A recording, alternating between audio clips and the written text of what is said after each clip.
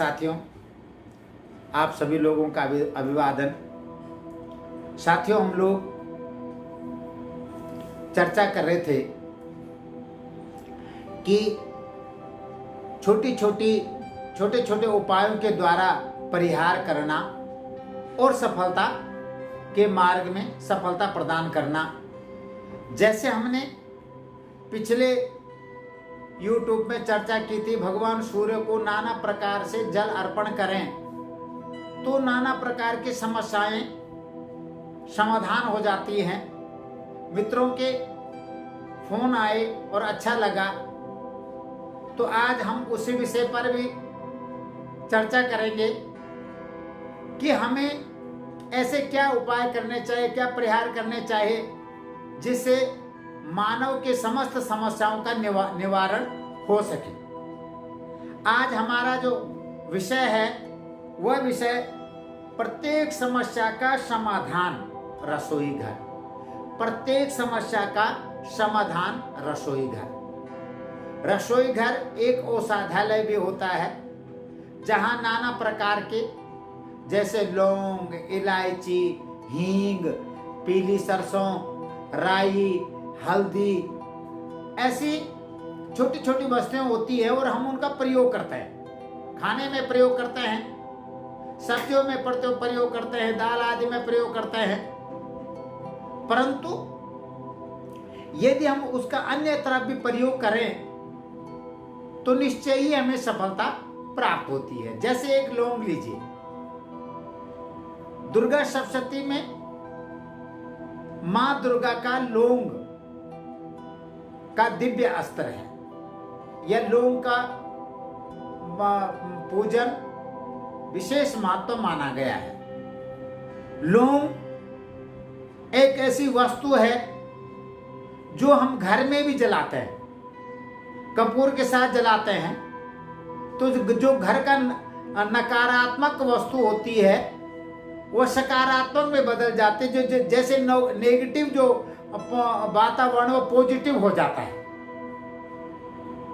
ऐसे ही यदि कोई व्यक्ति बीमार है, लंबे समय से बीमार चल रहे हैं, दवाइयों का असर नहीं पड़ रहा है, कमर दर्द है, सिर दर्द है, पेट दर्द है, ये बिना मतलब का क्रोध आ जाना, टेंशन हो जाना, मानसिक तनाव हो जाना, तो साथियों 2 लौंग लीजिए और 21 बार ओम ऐं ह्रीं क्लीं चामुंडाये विच्छे, ओम ऐं ह्रीं क्लीं चामुंडाये विच्छे नमः का उच्चारण करें और उस लौंग को कपूर के साथ जलाएं।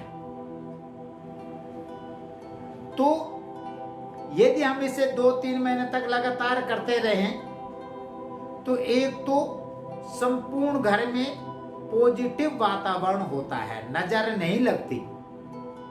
दूसरा, जो व्यक्ति बीमार है या दवाइयों का प्रभाव नहीं हो रहा तो उसे वो दवाइयों का प्रभाव अच्छा लगने लग जाएगा और धीरे धीरे स्वास्थ्य में सुधार होगा यदि हम लौंग का प्रयोग। और मैं कहना चाहता हूं कि जीवन भर जब भी कभी पारिवारिक तनातन या मनमुटाव हो जाता है, पति पत्नी का, पुत्र पुत्री का, माता पिता का, तो ऐसे ही 2 लौंग लीजिए और मां दुर्गा का बीज मंत्र का उच्चारण करें और उसको जला दें तो उससे वातावरण सकारात्मक होता है। ऐसा करें। उसके बाद हींग को हम भोजन में भी प्रयोग करते हैं। आध्यात्म में जो लहसुन प्याज का प्रयोग नहीं करते, वे अधिकतर हींग का प्रयोग करते हैं और हींग हमारे स्वास्थ्य के लिए लाभदायक होता है, पाचन क्रिया को बढ़ाता है, ऐसा आयुर्वेद में वर्णन है। तो हींग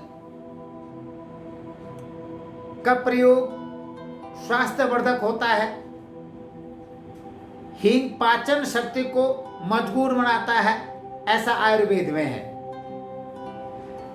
कई बार सुनने में आता है कि आदमी बहुत कुछ परिश्रम करता है, मेहनत करता है, परंतु घर में जिसे हम बरगद कहते हैं या बैंक बैलेंस कहते हैं, वह ठीक प्रकार नहीं हो पाता, बिना मतलब की उलझने बनी रहती है। तो साथियों, हींग का जो एक प्रयोग है, ठीक ढंग से सुन लें कि हींग को और पानी को आपस में मिला दें, उसमें या तो मोली की बत्ती या रुई भिगा दें और उसके बाद उसको सुखा दें।